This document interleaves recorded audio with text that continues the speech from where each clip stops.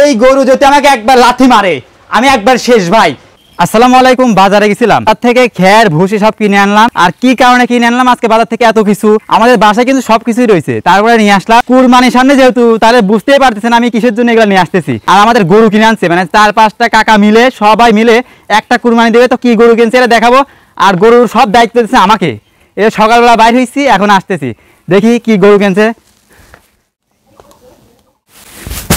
এই যে ভুসি মুসি সব কিছু আমি নিয়ে আসছি অলরেডি বাজার থেকে, সব কাকা কিনে দিয়েছে আমাকে, যে তোমাকে দায়িত্ব দিলাম এই কয়েকদিন তুমি গরু গোসল করানো, খাওয়া দাওয়া সব করাও। আর কি গরু নিয়ে আসছে এটাও দেখাচ্ছি, আগে গরুর জন্য খাবারটা রেডি করে রাখি। কি কি নিয়ে আসলাম, এই যে কাকা বাজার থেকে খুদ কিনে দিল 5 কেজি ভুট্টা, ভুসি। আর এই যে গরুর জন্য যেটা উপকার সবচেয়ে বেশি, মানে কাটা খের, এগুলা বিক্রি হয় আমাদের এদিকে। আর আমান খেরও আছে, নিয়ে আসছি এগুলা। তো আমি এখন গরুকে এগুলা খাওয়াবো।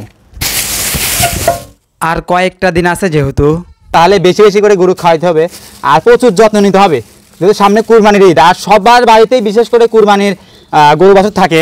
তো এই যে নিয়ে আসলাম এগুলো খাওয়ানোর জন্য। আর একটা জিনিস আমাদের লক্ষ্য করা খুবই প্রয়োজন, যে গরুর জন্য কিন্তু পরিবেশটা নতুন, এই জন্য গরুকে এত পরিমাণে খাবার দেওয়া যাবে না, তার জন্য গরুটা অসুস্থ হয়ে পড়ে। এই জন্য সব দিক দিয়ে চিন্তা ভাবনা করে গরুকে খাওয়াইতে হবে। খুদ দিয়ে দিচ্ছি।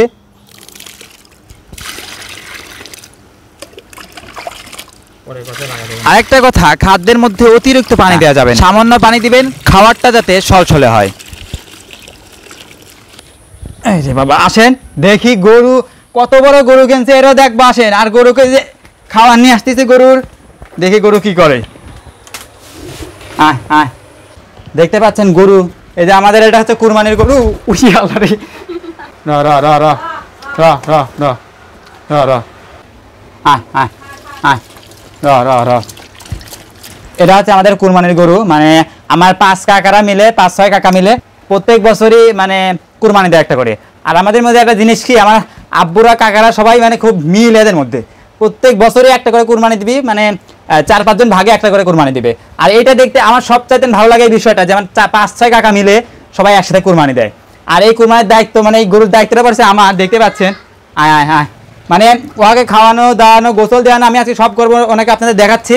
আর গরু কালকেই নিয়ে আসছে, বুঝলেন, গরু কালকেই নিয়ে আসছে। ছোট দিয়ে বিষয় না, যেহেতু কোরবানির গরু। আর সব থেকে মূল কথা হচ্ছে মনের নিয়ত। আর এই জন্য আমি বলি যে গরু ছোট হোক বা বড় হোক, সুন্দর একটা গরু নিয়ে আসছে। যাই হোক, এই যে সকালবেলা থেকে এটার মানে পিছনে ঘুরতেছি। মানে গরুটা খুব আমাকে করতেছে, কথাই শুনতেছে না। এদিকে এদিকে এদিকে খা।